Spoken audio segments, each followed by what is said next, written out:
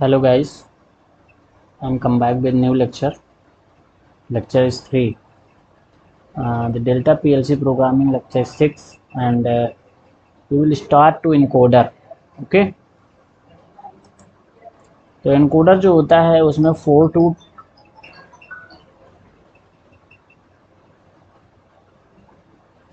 जो encoder होता है हमारा वो उसमें हम लोग जो काम करते हैं वो भी पीएलसी प्रोग्रामिंग के लिए ही मेनली काम करते हैं। ठीक है, किस तरह से पीएलसी प्रोग्राम बनाते हैं हम लोग वो सारी चीज़ें देखते हैं। तो 4 2 8 3 या 16 4, ठीक है, 32 5, इस तरह से हमारे जो एनकोडर होते हैं। तो इनकोडर डिकोडर दोनों पे हम लोग आज सीखेंगे किस तरह से प्रोग्राम करते हैं। क्लियर? तो ये सारी चीज़ें हैं।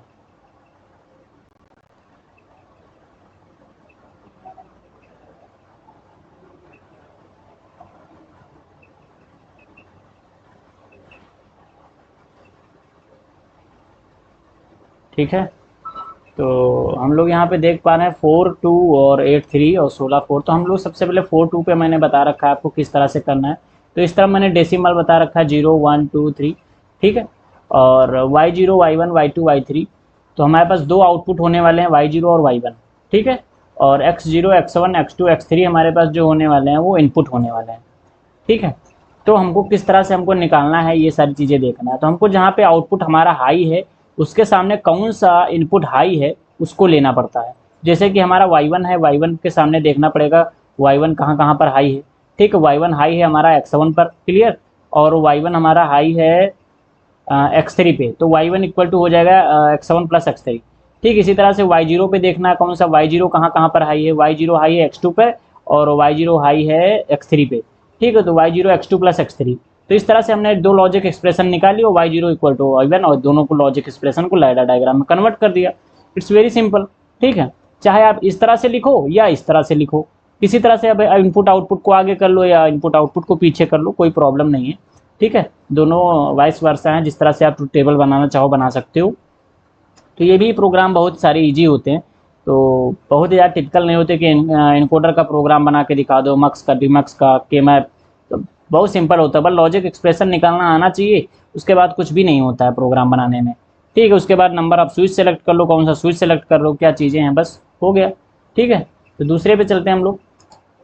इसी तरह से डिकोडर होता है 2 4 3 8, ठीक है। तो इसमें दो हमारे इनपुट हैं, 4 आउटपुट हैं, 3 इनपुट हैं, 8 आउटपुट हैं। तो हमने यहाँ पे ले लिखा है 2 4 वाला ले लिया है, x0 x2 वाला, और y0 y1 y2 y3 है, ठीक है। तो इस तरह से हम देख पा रहे हैं कि यहाँ पर दो इनपुट है, तो मतलब अब 4 तो बिट बनेंगी, 4 बिट बनेंगी, तो मतलब 0 से 3 बनेंगी, ठीक है। 4 बिट बना ली, उसके बाद हमारे 4 आउटपुट है। तो आउटपुट को हमको हाई करना है। जब हम जानते हैं कि ये ऑफ है तो आउटपुट हमारा 1 वाला हाई रहे, ठीक है। जैसे हमारा x2 ऑन हो तो हमारा y1 ऑन हो जाए, जैसे हमारा x0 ऑन हो वैसे हमारा y2 ऑन हो जाए, जैसे जब दोनों ऑन हो तो y3 ऑन हो। तो ये हमारा डिकोडर काम करता है। तो डिकोडर के लिए इसी तरह से अलग अलग एक्सप्रेशन। अब y0 यहाँ पे हाई है तो दैट मीन्स x0 x2 को हम ले लेंगे, ठीक है।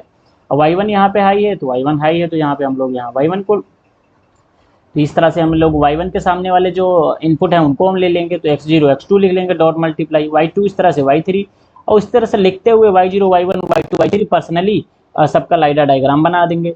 और बस इसी तरह से हम लोग कर लेते हैं। फिर एनसीबीबी एनओपीबी स्विच का सिलेक्शन कर लेते हैं कि कौन सा एनओपीबी है, कौन सा एनसीबीबी स्विच है।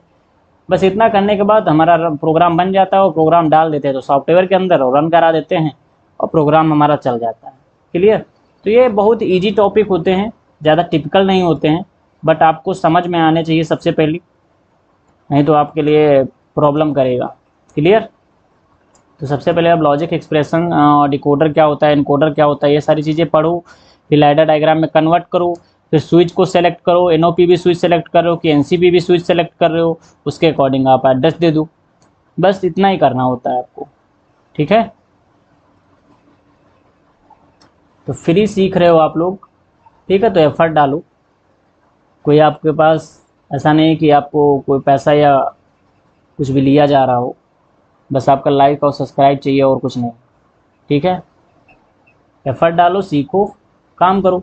आपको फ्री इंस्टॉल करवा दिया मैंने सॉफ्टवेयर और अदर चीज़ें। आप कुछ अगर पीएलसी वगैरह ख़रीदना है तो आप ख़रीद लो सस्ती पीएलसी डेल्टा की, और उसको कनेक्ट करा के अपने सिस्टम पे चलाओ आराम से, कोई प्रॉब्लम नहीं। ठीक है, तो thanks for watching my video. And next lecture पे हम लोग अच्छा से अच्छा देखेंगे कंटेंट क्या होल्डिंग होते हैं, इंटरलॉकिंग क्या होता है, ये सारी चीज़ें, बहुत सारी चीज़ें देखेंगे। अभी के लिए हम लोग यहीं तक रखते हैं। ठीक है, मिलेंगे हम लोग नेक्स्ट वीडियो में। Bye bye, Radhe Radhe.